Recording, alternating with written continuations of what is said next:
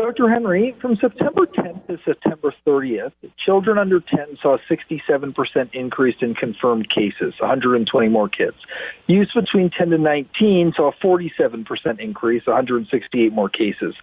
With these numbers going up, is the move to make protocol more lax in schools or the definition changing around outbreaks, does that still make sense to you?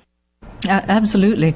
So we need to put this in perspective. Those numbers are increased. The testing that we've been doing in that age group has also dramatically increased.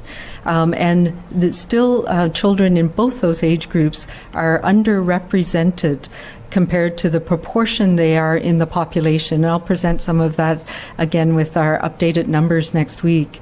But we still see that there are very few relative to, the population of about 10% of our population are children under the age of 10, and the numbers of cases in that group are less than 3%, less than 1%. We have had, and we've ramped up our testing quite dramatically, and the percent positive in the testing is actually very low. So I will have the exact numbers for you next week when we do that. But we also have to put that in perspective with, we've done over 35,000 tests in people under the age of 19, and very few of them are positive. And we've looked at what are the symptoms for those who test positive. And a runny nose by itself, which anybody who has children knows is a very common symptom during the winter months, and that is not associated with COVID by itself very frequently. So those are the types of things that went into our thinking. The screening protocols that we have for can my child go to school today are based on that.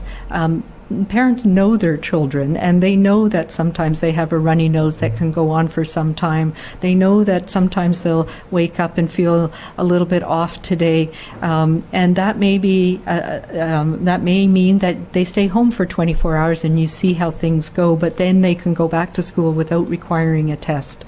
So those are the trade-offs that we have made, recognizing that it's still very low in young people and school-age children in our province, and that's good, and that we have those measures in place in our schools to detect anybody who does have the disease.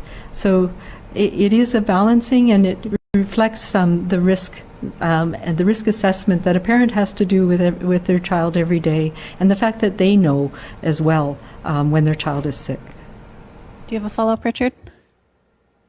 Have you heard concerns from parents about the rising number of cases amongst young people? And are you going to have an opportunity to meet with BCTF President Terry Mooring? I know that she's recently sent you a letter asking for a meeting. I have not received a letter from the BCTF, but I'm certainly open to meeting with them, absolutely.